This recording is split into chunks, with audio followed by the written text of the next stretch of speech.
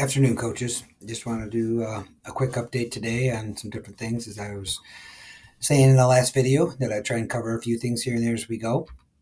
So, just a few reminder topics today. Obviously, one of them is about getting our athletes entered into track wrestling, as we're getting pretty close to that competition time. And I know that alphas and um, those processes going on right now. Some girl specific information, and just a quick piece on working with officials. So new this year, if you've not seen or heard yet, right, that there's going to be both a girls and boys season in track that you'll need to log into. No real changes on the boys season side of things. Just reminding you that you need to have a printed Alpha Master available. Just telling other coaches or tournament managers that it's online is not appropriate, and that could impact your ability to beat as a team, because not all schools actually have direct access to your Alpha Master online. So, per the requirements and expectations, you are supposed to have a printed copy there. Obviously, if you have a PDF or a digital of that you can potentially share or text to another coach, that would probably be okay.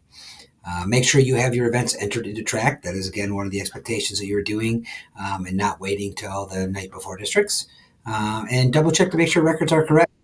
Other coaches may get the name wrong on one of your athletes, and that can impact seating at other places for that. So try to be vigilant with that. On the girls' side, when girls are wrestling, they will need to be entered into both the boys' seasons and girls' seasons, including having their weight management details in there, because the girls' Alpha Master for girls' weights will be different, most likely, and that should also be printed. In particular, for recording of matches or results, a girl versus girl match must be recorded in the girls' track wrestling season. This will be critical moving towards our postseason for girls. A girl versus boy match does not need to be recorded in the girls' track wrestling season, just girl versus girl. Again, make sure you're reviewing information that gets sent out around girl wrestling over time. If you have any questions or there's specific topics that you would like us to cover or look at, please reach out to your regional rep or any board member, and I will do my best to make sure we get that included in our series as we go. So one of our things, right, and this has come up a couple of times, we want to protect the future of our sport. We know that we've lost a number of officials over time. This has been a big discussion for a long time. But, I think one of the biggest things we can do is to remember that not every single event that we are going to is going for a state title. And just like middle school wrestlers, right, are not the same as high school wrestlers, well, middle school and JV officials are not state finals officials. They're going to make mistakes. Yes, it's probably going to impact your athlete at some point to some degree. That impact is going to be a lot greater if we continue to badger, hound, belittle, and just not treat the officials appropriately.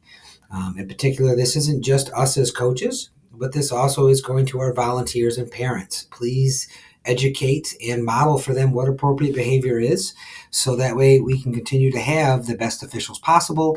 And where we see, obviously, areas that officials need help or work, let's get them that help or work. And if you think that's not happening in your area, reach out, let me know, because we can reach out to the officials associations and their mentor people also to try to have those things in place. By far and away, safety is the number one, and we want to make sure we're watching out for that. So again, this is just your quick update series from the MWA, and good luck as we continue to move closer and closer towards competition.